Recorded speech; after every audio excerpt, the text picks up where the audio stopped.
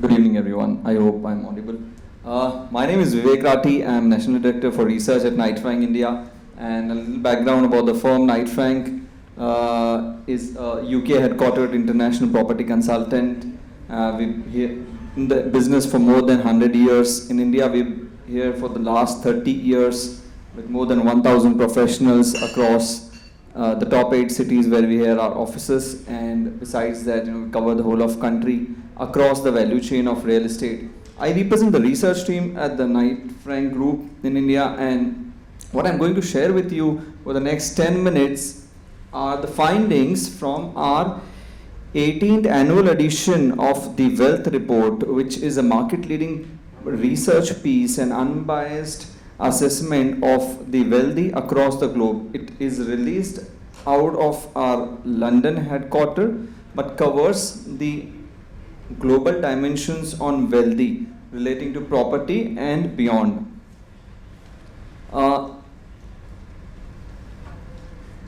759 billion US dollars worth of wealth was created amongst the ultra high net worth individuals globally. And when I refer to this term, particularly in context of our study, it refers to people with USD $30 million of net worth, including the primary property, primary home. And why this number is important is 2023, this grew by 4.2% in terms of aggregate wealth that the wealthy across the world have made. And the previous year, which was 2022, marked with tightening of interest rates by central banks globally amidst the Russia-Ukraine war and other challenges. Wealth for the wealthy globally had declined by 3.8%.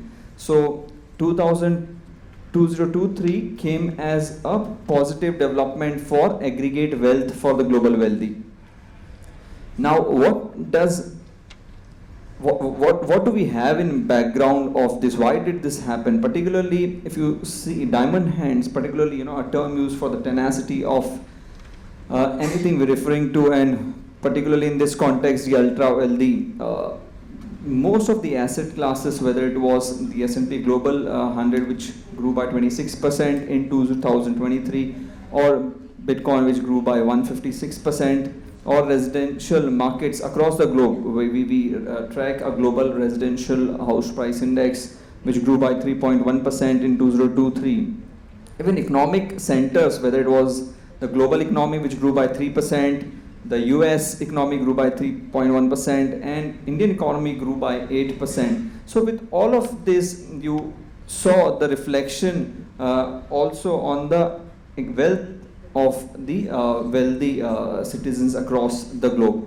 Now, what does this translate into? It translates into an increase of almost over the next 5 years, as the momentum continues, over the next 5 years, we're talking about 176,000 additional global ultra high net worth individuals, which is a 28% growth. Asia region expected to grow faster at 35%, and particularly the India market is expected to grow the fastest globally at 50%. Now, looking closer home in India, we're talking about 19,900 ultra high net worth individuals in the next 5 years. Currently, as per our assessment, there are about 13,000 ultra high net worth individuals, people who hold wealth in excess of USD $30 million, close to 240 crore Indian rupees.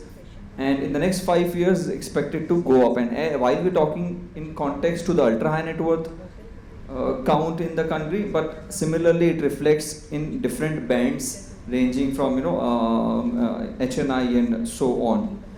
So this, like I indicated to you, it's the fastest growth over the next 5 years, and dimensions of this growth.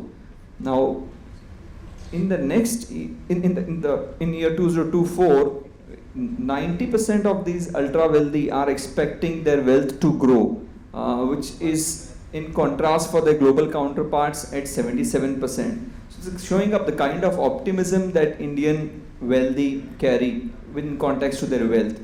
Not just the optimism in terms of increase in their wealth, but the intensity of wealth is also very significant when it comes to the Indian wealthy.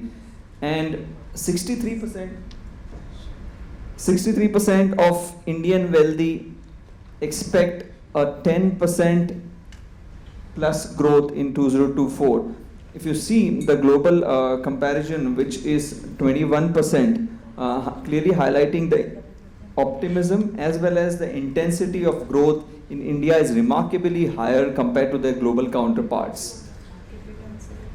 32% of the wealth is allocated towards their primary and secondary homes, very close to their global counterparts, which invest 29% of their wealth in homes, which has been the subject of this event. And 2.6 is the average number of homes these wealthy own. Globally, this benchmark is higher at 3.7.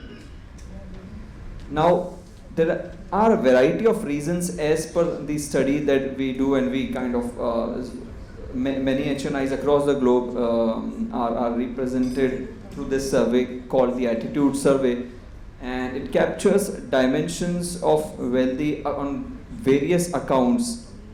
Now, when it comes to home purchases, the key dimensions that was reflected by investors by ultra wealthy this year was investment as the motive, and education for the children, and the opportunity to lead a global lifestyle. Besides while the key agenda for the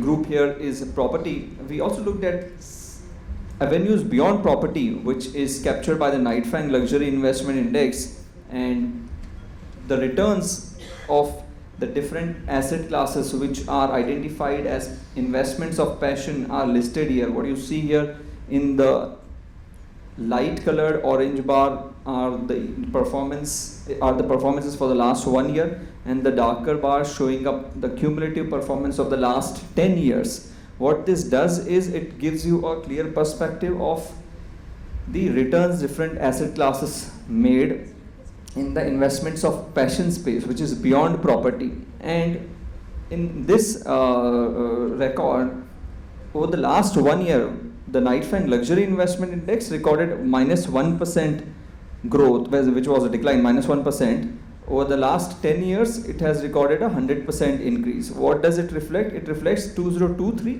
was not a great year for the Knight Frank Luxury Investment Index, which is a combination of all of these asset classes. But if you look at specific asset classes, rare whiskey the art performed the best in the last year, followed by jewelry and watches. So 11%, 8% and 5% over the last year. The key preferences amongst Indian wealthy in terms of investments of passion are watches, followed by art and jewelry, whereas when it comes to the global wealthy, it is art followed by watches and classic cars. This is giving some dimension on their interests beyond the traditional asset classes. Now, coming back to property as a dimension, the chart here lists out how many square meters of prime property USD 1 million can buy in selected cities. And many of the discussions you've seen, visa programs and opportunities in various cities.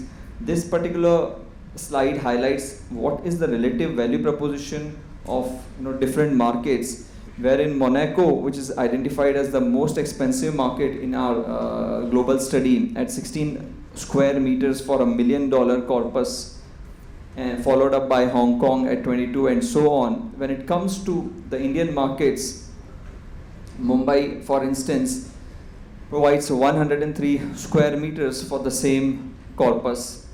Delhi at 217 and Bangalore at 377. These also have reduced over the last 1 year, particularly Mumbai, which has shrunk by about 8% on the back of increase in property price. Currency largely remained stable, so not much of a factor there, particularly in 2023. But even in Delhi and Bangalore, this reduced in 2023.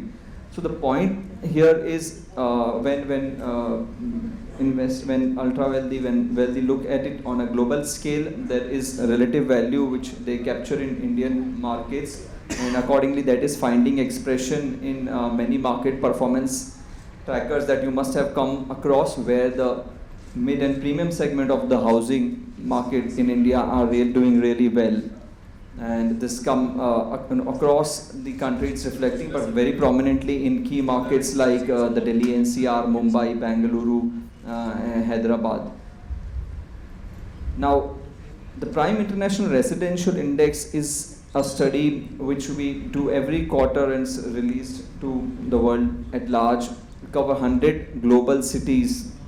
The performance of 2023 is worthy of mention here, and what it highlights is Indian markets, Mumbai particularly, followed by Delhi and Bangalore, improved their performances on both accounts. One is that housing market in India has been doing really well, but besides that, many of these global markets moderated in terms of their price performance in 2023, which led to an improvement of ranks for the Indian markets, which are identified here. Some price forecast which the Knight Frank group undertakes for 25 cities globally. The top 10 cities are highlighted here. Auckland at 10% prime price forecast for 2023 at 10%, followed by Mumbai. So Mumbai is identified as the market with the second fastest price growth in 2024. What is represented here is the top 5 to 10% of the market in terms of value for all of the 100 markets that we're talking about. So every market has a different value when you talk about 5 to 10%, but top 5 to 10% on a basket of weighted values is what this represents. So to summarize what we spoke about is wealth and prosperity is rising, particularly in the Asia region. In India, we're expecting the fastest growth at 50% in the next 5 years. And all of this is going to find expression in variety of asset classes, real estate to begin with, but besides that, there are also other asset classes which are identified as investments of passion, which we saw. So with that, we'll close the brief presentation and handing over the mic to you.